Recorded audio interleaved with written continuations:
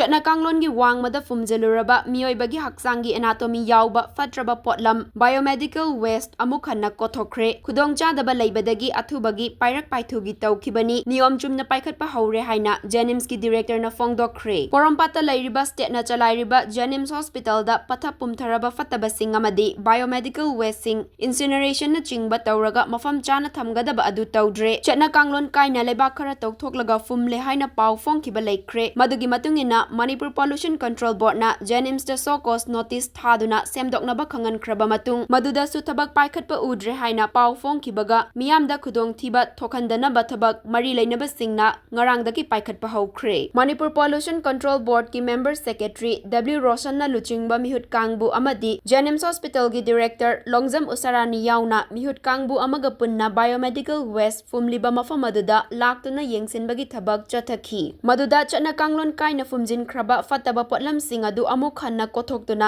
chana kanglon chumna loisina bathabak paikhatpa houki Manipur Pollution Control Board ki member secretary W Roshan na hai Jnims ta fumjin kriba waste sing asi lokthokhanlaga biomedical waste sing adusu incineration tawgadra kari tawgani haiba adu khandoklaga mafam chana chana thamallagani chana kanglon kaina fumjilamliba mafam sing adu kothoklaba matungda sununa chingba chairaga akoibada sokhandana bathabak paikhathanba haina Jnims ki director yauna yanare lamdam asida leiriba tongan tonganba lanai hospital singda yengsinduna lakli adubu makha tana chatuna yengsinbaki thabaksu paikhatlagani hospital ama chalaiba matamda chana kanglon ngakna tawbiyu biomedical waste management rules 2016 asi khangna thabak paikhatpaga loinena hospital chalaiba matamda Manipur Pollution Control Board ki certificate su changlibani chana kanglon sing asi thugaiba tarabadi makhoi gi mathakte action lokhatkani haiki Jnims ki director Longjam Usaranin hai fatahaudi waste sing mafam chana langthoknaba hotnaba matamda khudongchadaba khara leikhi general waste sing langthokfam ningthina leiramdabana leibakna fumjinbagi thabak chathakibani fangi khudongchadaba khara leikhibana asangba machugi khaw leitabagi khudongchadabasu mayoknakhi maduna angangba amadi hangamapal machugi khawda hapasu yaukhi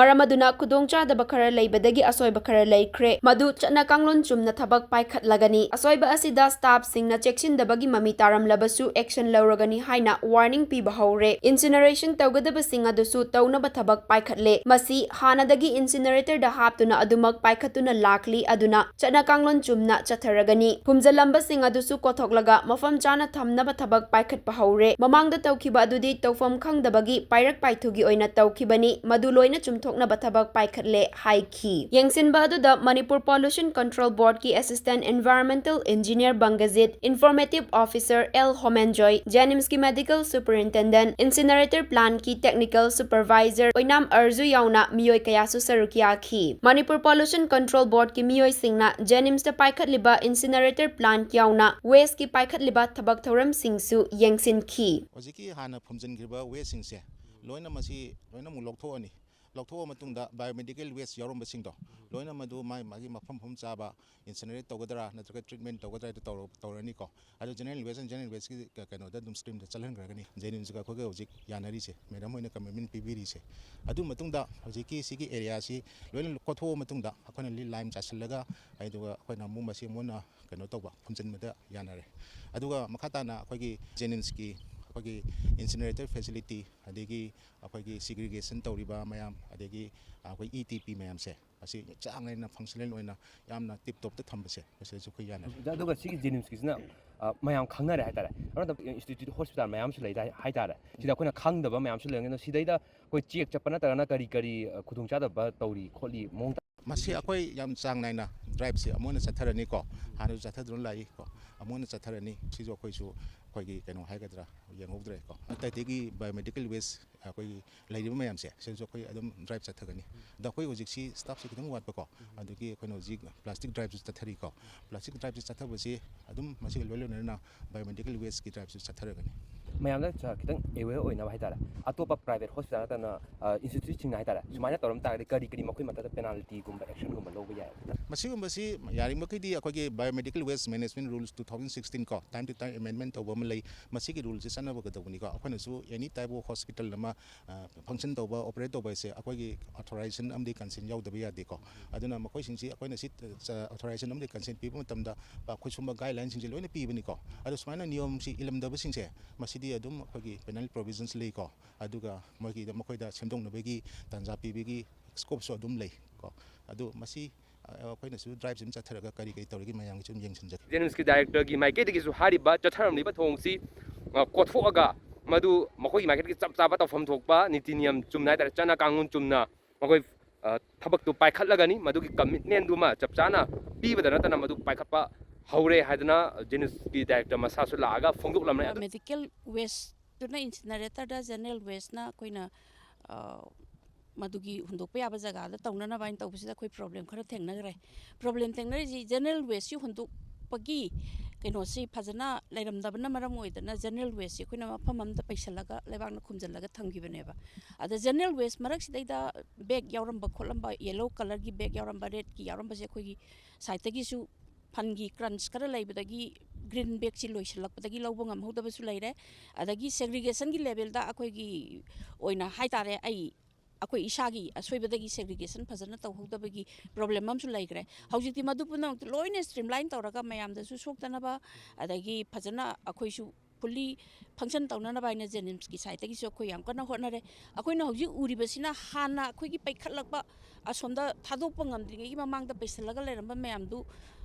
ꯂꯩꯕꯥꯛꯅ ꯈꯨꯝꯖꯤꯟꯈꯤꯕꯗꯣ ꯑꯗꯨ ꯈꯣꯀꯠꯂꯒ ꯑꯃꯨꯛ ꯈꯥꯏꯗꯣꯛꯑꯒ ꯃꯥꯏ ꯃꯐꯝꯗ ꯊꯥꯅꯅꯕꯒꯤ ꯀꯩꯅꯣꯅꯦꯕ ꯑꯗꯨꯕꯨ ꯅꯍꯥꯟ ꯇꯥꯡ 5-6-4-5 ꯁ꯭ꯋꯥꯏꯗꯒꯤꯗꯤ ꯑꯩꯈꯣꯏ ꯃꯥꯒꯤ ꯁꯦꯒ꯭ꯔꯤꯒꯦꯠ ꯇꯧꯐꯝ ꯊꯣꯛꯄ ꯃꯐꯝꯗꯨꯗ ꯁꯦꯒ꯭ꯔꯤꯒꯦꯠ ꯇꯧꯔꯛꯑꯒ ꯖꯦꯅꯔꯦꯜ ꯋꯦꯁꯅ ꯑꯩꯈꯣꯏ ꯁꯤꯗ ꯎꯔꯤꯕ ꯇꯦꯝꯄꯔꯔꯤ ꯁꯦꯠꯁꯤꯗ ꯊꯝꯃꯒ ꯑꯗꯨꯒ NGOꯅ ꯂꯧꯊꯣꯛꯑꯒ ꯂꯝꯗꯦꯡ ꯈꯨꯅꯧ ꯌꯧꯅꯅꯕꯁꯤ ꯇꯧꯔꯦ ꯑꯗꯨꯒ ꯑꯗꯨ ꯇꯧꯗ꯭ꯔꯤꯉꯩ ꯃꯃꯥꯡꯗꯁꯨ ꯀꯩꯅꯣ ꯃꯅꯨꯡꯗ ꯖꯦꯅꯔꯦꯜ ꯋꯦꯁꯅꯤ ꯍꯥꯏꯕ ꯒ꯭ꯔꯤꯟ ꯕꯦꯒꯁꯤꯒꯤ ꯃꯅꯨꯡꯗ ꯑꯇꯩ ꯄꯣꯠ ꯌꯥꯎꯔꯝꯗꯅꯕꯁꯨ ꯑꯩꯈꯣꯏ ꯆꯦꯛ ꯌꯥꯝ ꯀꯟꯅ ꯇꯧꯔꯦ ꯑꯩꯈꯣꯏ ꯁ꯭ꯇꯥꯐ ꯏꯟꯚꯣꯜቭ ꯇꯧꯕ ꯈꯨꯗꯤꯡꯃꯛꯇꯁꯨ ꯁ꯭ꯇ꯭ꯔꯤꯛ ꯋꯥꯔꯅꯤꯡ ꯄꯤꯗꯅ ꯈꯣꯠꯇꯅ ꯇꯧꯔꯦ ꯑꯗꯒꯤ ꯑꯇꯩꯁꯤꯡꯗꯨꯅ ꯏꯟꯁꯤꯅꯦꯔꯦꯇꯔꯁꯤꯃꯗꯤ ꯑꯩꯅ ꯈꯪꯕꯗ ꯖꯦꯅꯤꯝꯁꯀꯤ ꯀꯣꯂꯦꯖ ꯍꯦꯛ ꯍꯧꯔꯛꯄꯗꯒꯤꯗꯤ ꯑꯥꯔꯖꯨꯟꯅꯗꯤ ꯍꯦꯟꯅ ꯈꯪꯉꯝꯒꯅꯤ ꯑꯩꯈꯣꯏꯒꯤ ꯇꯦꯛꯅꯤꯀꯦꯜ ꯁꯨꯄꯔꯚꯥꯏꯖꯔꯅ ꯏꯟꯁꯤꯅꯦꯔꯦꯇꯔꯁꯤꯗꯤ ꯑꯗꯨꯝ ꯐꯪꯁꯟ ꯇꯧꯔꯒ ꯑꯗꯨꯝ ꯂꯥꯛꯏꯕ ꯃꯔꯛꯇ ꯂꯦꯞꯄ ꯈꯣꯠꯄ ꯌꯥꯎꯔꯝꯒꯗ꯭ꯔꯥ ꯌꯥꯝ ꯀꯟꯅ ꯀꯩꯅꯣ ꯂꯩꯇ꯭ꯔꯦ ꯑꯩꯈꯣꯏ ꯂꯣꯛꯕꯨꯛ ꯑꯃꯁꯨ ꯃꯦꯟꯇꯦꯟ ꯇꯧꯕꯅꯤ ꯑꯗꯨꯗꯁꯨ ꯌꯦꯡꯉꯒ ꯑꯗꯨꯝ ꯈꯪꯒꯅꯤ ꯁꯤꯗ ꯎꯔꯤꯕ ꯄꯣꯠꯁꯤꯅ ꯍꯥꯟꯅꯒꯤ ꯑꯩꯈꯣꯏꯅ ꯍꯨꯟꯗꯣꯛꯐꯝ ꯂꯩꯇꯕꯒꯤ ꯄ꯭ꯔꯣꯕ꯭ꯂꯦꯝ ꯐꯦꯁ ꯇꯧꯔꯤꯉꯩꯒꯤ ꯁꯤꯅꯥꯔꯤꯑꯣꯗꯨꯅꯦꯕ ꯁꯤꯁꯤꯅꯦ ꯑꯩꯈꯣꯏꯅ ꯌꯥꯝ ꯀꯟꯅ ꯋꯥꯔ ꯐꯨꯇꯤꯡꯗ ꯇꯧꯔꯒ ꯁꯤ ꯈꯣꯀꯠꯂꯒ ꯈꯥꯏꯗꯣꯛꯑꯒ ꯃꯥꯏ ꯃꯐꯝꯗ ꯊꯥꯗꯣꯛꯈꯤꯅꯕ ꯍꯣꯠꯅꯔꯤꯁꯦ ꯑꯗꯨꯒ ꯍꯧꯖꯤꯛꯀꯤ ꯑꯣꯏꯅ ꯊꯣꯛꯂꯛꯏꯕ ꯉꯁꯤꯁꯨ ꯊꯣꯛꯂꯛꯀꯅꯤ ꯍꯌꯦꯡꯁꯨ ꯊꯣꯛꯂꯛꯀꯅꯤ ꯍꯪꯆꯤꯠꯁꯨ ꯊꯣꯛꯂꯛꯀꯅꯤ ꯑꯗꯨꯒꯤ ꯄꯣꯠꯇꯨꯗꯤ ꯑꯩꯈꯣꯏ ꯅꯤꯌꯣꯝꯒꯤ ꯃꯇꯨꯡ ꯏꯟꯅ ꯇꯧꯅꯅꯕ ꯁꯤꯗ ꯁꯦꯠꯇ ꯀꯂꯦꯛ ꯇꯧꯔ ꯊꯝꯃꯅꯤ ꯕꯥꯏꯑꯣꯃꯦꯗꯤꯀꯦꯜꯅ ꯏꯟꯁꯤꯅꯦꯔꯦꯇꯔꯗ ꯊꯥꯖꯤꯜꯂꯅꯤ ꯑꯗꯨꯗꯤ ꯑꯩꯈꯣꯏ ꯇꯧꯔꯦ ꯍꯧꯖꯤꯛ ꯑꯗꯨꯗꯤ ꯆꯞ ꯆꯥꯅ ꯐꯣꯂꯣ ꯇꯧꯔꯦ ꯇꯧꯐꯝ ꯂꯩꯇꯕ ꯍꯥꯏꯒꯗ꯭ꯔꯥ ꯇꯧꯐꯝ ꯈꯪꯗꯕꯗꯒꯤ ꯇꯧꯈꯤꯕ ꯄꯥꯏꯔꯛ ꯄꯥꯏꯊꯨꯒꯤ ꯀꯩꯅꯣ ꯇꯥꯔꯦ ꯁꯤꯁꯨ ꯑꯩꯈꯣꯏ ꯔꯦꯛꯇꯤꯐꯥꯏ ꯇꯧꯅꯅꯕ ꯇꯧꯔꯅꯤ ꯑꯗꯨꯅ ꯃꯐꯝ ꯑꯁꯤꯗꯩꯗ ꯐꯨꯝꯂꯝꯂꯤꯕꯁꯤꯡ ꯑꯗꯨ ꯀꯣꯊꯣꯛꯄ ꯍꯧꯔꯦ ꯑꯗꯨꯒ ꯏꯟꯁꯤꯅꯔꯦꯁꯟ ꯍꯥꯏꯇꯥꯔꯦ ꯄ꯭ꯂꯥꯟ ꯍꯥꯏꯔꯤꯕ ꯃꯐꯝꯗꯨꯁꯨ ꯑꯩꯈꯣꯏꯒꯤ ꯃꯅꯤꯄꯨꯔ ꯄꯣꯂꯨꯁꯟ ꯀꯟꯇ꯭ꯔꯣꯜ ꯕꯣꯔꯗ ꯌꯥꯎꯅ ꯑꯩꯈꯣꯏ ꯄꯥꯎꯃꯤꯡꯉꯒ ꯌꯦꯡꯃꯤꯟꯅꯔꯨꯔꯦ ꯃꯗꯨꯁꯨ ꯃꯈꯣꯏ ꯃꯊꯧ ꯇꯧꯕ ꯅꯤꯡꯊꯤꯅ ꯑꯗꯨꯃꯛ ꯍꯥꯏꯇꯥꯔꯦ ꯍꯧꯖꯤꯛꯐꯥꯎꯒꯤ ꯑꯣꯏꯅꯗꯤ ꯍꯥꯏꯔꯤꯕ ꯐꯤꯕꯝ ꯑꯁꯤ ꯂꯩꯔꯦ ꯃꯁꯤ ꯃꯈꯥ ꯇꯥꯅ ꯃꯅꯤꯄꯨꯔ ꯄꯣꯂꯨꯁꯟ ꯀꯟꯇ꯭ꯔꯣꯜ ꯕꯣꯔꯗꯀꯤ ꯃꯥꯏꯀꯩꯗꯒꯤꯁꯨ ꯃꯤꯠꯌꯦꯡ ꯆꯪꯂꯛꯄꯒ ꯂꯣꯏꯅꯅ ꯖꯦꯅꯤꯝꯁ ꯗꯥꯏꯔꯦꯛꯇꯔ ꯃꯁꯥꯁꯨ ꯁ꯭ꯄꯣꯠ ꯚꯤꯖꯤꯠ ꯂꯥꯛꯄꯗꯒꯤ ꯄꯨꯟꯅ ꯇꯨꯅꯅ ꯍꯥꯏꯇꯥꯔꯦ ꯊꯕꯛꯁꯦ ꯄꯥꯏꯈꯠꯄꯗꯒꯤ ꯍꯧꯖꯤꯛꯁꯤ ꯊꯕꯛ ꯈꯔ ꯄꯥꯏꯈꯠꯄꯒꯤ ꯏꯐꯦꯛꯇꯤቭ ꯔꯤꯖꯟ ꯍꯥꯏꯇꯥꯔꯦ ꯄꯥꯏꯈꯠꯂꯛꯄꯒꯤ ꯃꯃꯤꯗꯨꯗꯤ ꯇꯥꯔꯦ ꯑꯗꯣ ꯃꯁꯤꯁꯤ ꯃꯄꯨꯡ ꯐꯥꯅ ꯄꯥꯏꯈꯠꯄꯔꯥ ꯅꯠꯇ꯭ꯔꯒꯅ ꯄꯥꯏꯈꯠꯇꯕ꯭ꯔꯥ ꯍꯥꯏꯕꯗꯨꯁꯨ ꯃꯈꯥ ꯇꯥꯅ ꯃꯌꯥꯝꯗ ꯄꯥꯎꯗꯝꯅꯕ ꯊꯕꯛ ꯑꯗꯨ ꯆꯞ ꯆꯥꯅ ꯄꯥꯏꯈꯠꯆꯒꯦ ꯌꯥꯎꯔꯝꯕꯅꯦꯕꯀꯣ ꯑꯗꯨꯒꯤꯗꯤ ꯑꯩꯈꯣꯏꯅ JCBꯅꯅꯦ ꯇꯧꯔꯒ ꯍꯧꯖꯤꯛ ꯍꯧꯔꯤꯕ ꯉꯔꯥꯡꯗꯩꯁꯨ ꯐꯅꯌꯥꯝ ꯁ꯭ꯋꯥꯏꯒꯤ ꯑꯦꯔꯤꯌꯥ ꯀꯩꯅꯣꯁꯦ ꯁꯤ ꯀꯩꯅꯣ ꯇꯧꯔ ꯂꯣꯏꯔꯒ ꯑꯗꯨ ꯉꯁꯤꯁꯨ ꯇꯧꯋꯤ ꯑꯗꯨ JCB ꯂꯥꯛꯏꯁꯦ ꯍꯧꯖꯤꯛ ꯃꯌꯥꯝ ꯁꯤ ꯀꯩꯅꯣ ꯇꯧꯔꯒ ꯈꯤꯇꯪ ꯏꯪꯊꯔꯀꯥꯟꯗ ꯈꯣꯠꯇꯣꯛꯑꯒ ꯃꯆꯤꯠ ꯈꯔ ꯊꯕꯛꯇꯤ ꯈꯔ ꯌꯥꯝꯃꯅꯤ ꯑꯗꯣ ꯁꯤ ꯇꯥꯏꯝ ꯀꯟꯖꯨꯃꯤꯡ ꯑꯣꯏꯕꯅꯤꯅ ꯁꯤꯒꯤ ꯃꯅꯨꯡꯁꯤꯗ ꯁꯤꯗꯩꯁꯤꯗ ꯍꯥꯞꯈ꯭ꯔꯦ ꯐꯪꯁꯟ ꯇꯧꯗꯕꯒꯤ ꯁꯨꯝ ꯑꯥꯏꯗꯤꯌꯥ ꯑꯃꯁꯨ ꯂꯩꯕ ꯃꯥꯜꯂꯦꯕꯀꯣ ꯑꯗꯨ ꯌꯥꯏꯌꯦ ꯑꯣꯖꯥ ꯑꯗꯨꯒ ꯋꯦꯁꯇꯨꯗꯤ ꯖꯦꯅꯔꯦꯜ ꯋꯦꯁ ꯑꯣꯏꯕ ꯑꯗꯨꯒ ꯍꯥꯟꯕꯅ ꯌꯦꯂꯣ ꯕꯦꯒꯇ ꯍꯥꯜꯂꯒ ꯂꯪꯊꯣꯛꯈꯤꯕ ꯌꯥꯎꯋꯦꯕ ꯑꯗꯨꯅ ꯑꯩꯈꯣꯏꯗ ꯐꯟꯒꯤ ꯀ꯭ꯔꯟꯁ ꯈꯔ ꯂꯩꯕꯅꯦ ꯑꯗꯩ ꯃꯇꯝ ꯑꯃꯗ ꯇ꯭ꯔꯥꯟꯁꯄꯣꯔꯇꯦꯁꯟꯗ ꯂꯩꯇꯦꯅ ꯁꯞꯄ꯭ꯂꯥꯏꯌꯔꯁꯤꯡꯅ ꯒ꯭ꯔꯤꯟ ꯕꯦꯒꯁꯤ ꯄꯤꯔꯛꯇꯕꯗꯒꯤ ꯍꯧꯖꯤꯛꯇꯤ ꯌꯥꯔꯦꯗ ꯏꯟꯁꯤꯅꯦꯇꯔ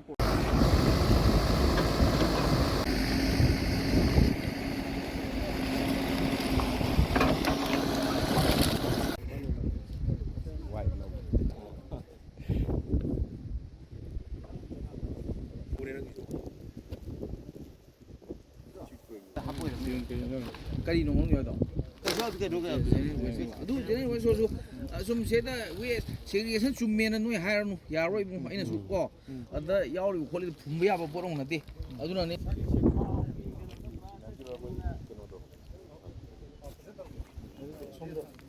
ꯁꯣꯝ ꯏꯟꯁꯤꯅꯦꯇꯔꯗꯨ ꯔꯣꯝꯗ ꯂꯥꯛꯑꯗꯤ ꯇꯧꯗꯣꯏꯅꯦꯕ ꯏꯟꯁꯤꯅꯦꯇꯔꯗꯣ ꯁꯣꯝꯗ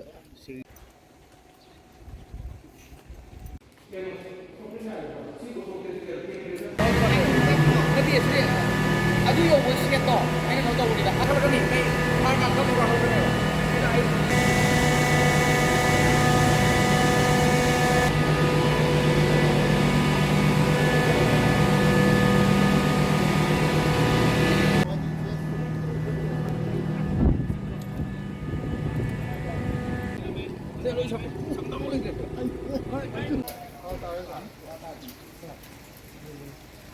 ꯀꯩꯅꯣꯁꯤꯅ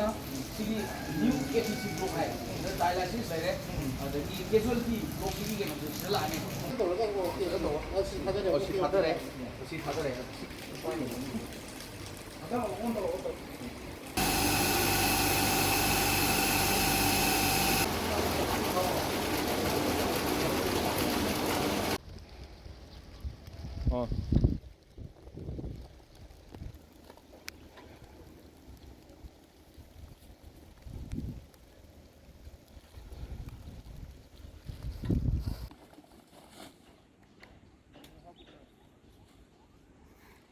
ꯇꯣꯉꯥꯟ-ꯇꯣꯉꯥꯟꯕ ꯍꯣꯁꯄꯤꯇꯥꯜꯁꯤꯡ ꯏꯟꯁꯇꯤꯇ꯭ꯌꯨꯠꯁꯤꯡꯗ ꯆꯠꯅꯔꯝꯕ ꯀꯥꯡꯂꯣꯟ ꯀꯥꯏꯕ ꯊꯕꯛ ꯇꯧꯔꯝꯂꯒꯁꯨ ꯃꯗꯨ ꯆꯞ ꯆꯥꯅ ꯆꯠꯅ ꯀꯥꯡꯂꯣꯟ ꯀꯥꯏꯍꯟꯗꯅ ꯍꯥꯏꯇꯥꯔꯦ ꯊꯕꯛ ꯄꯥꯏꯈꯠꯄꯤꯌꯨ ꯍꯤꯔꯝꯁꯤꯒꯤ ꯃꯇꯥꯡꯗ ꯄꯥꯎꯗꯝꯖꯔꯤꯕ ꯅꯥꯎꯔꯦꯝ ꯇꯅꯣꯔꯟꯖꯟ ꯏꯆꯦꯟ ꯅ꯭ꯌꯨꯁ ꯅꯦꯠꯋꯥꯔꯛ ꯖꯦꯅꯤꯝꯁ ꯄꯣꯔꯣꯝꯄꯥꯠ